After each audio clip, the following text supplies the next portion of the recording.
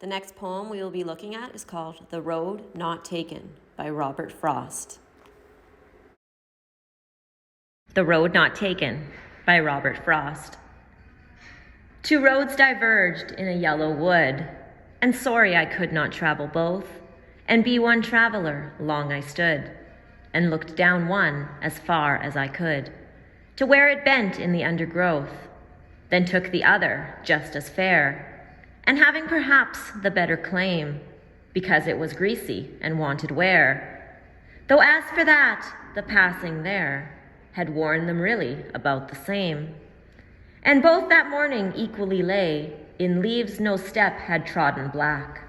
Oh, I kept the first for another day. Yet knowing how way leads on to way, I doubted if I should ever come back.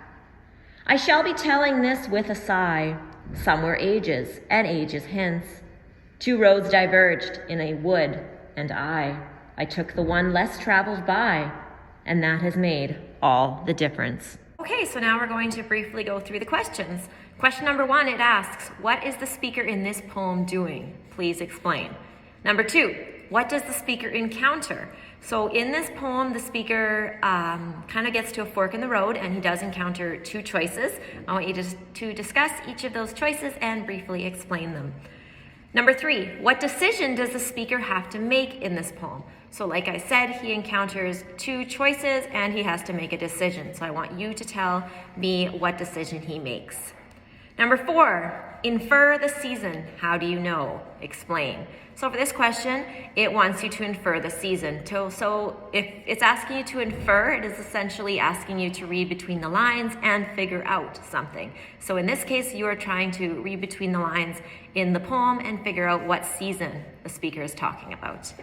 Number 5, describe the conflict the speaker faces or feels. So the speaker is faced with a conflict in the poem. He gets to a fork in the road where he needs to make a choice.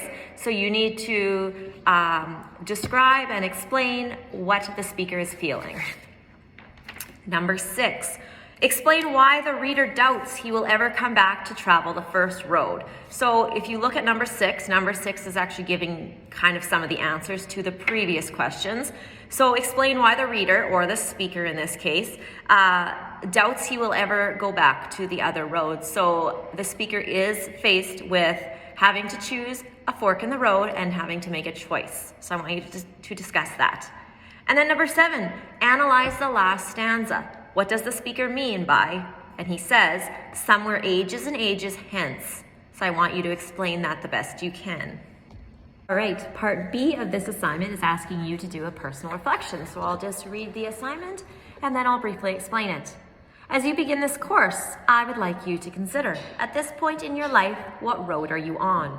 Do you feel you have taken the beaten path to arrive here? Or has your journey up until now been winding and an obstacle laden? What path are you planning to follow when this experience in high school has come to an end? Is your road mapped or plotted, or is it still unknown? Does Google display your future, or are you diverged off-grid? So what your job here is to deeply and honestly reflect on where you are in this journey of life at this moment.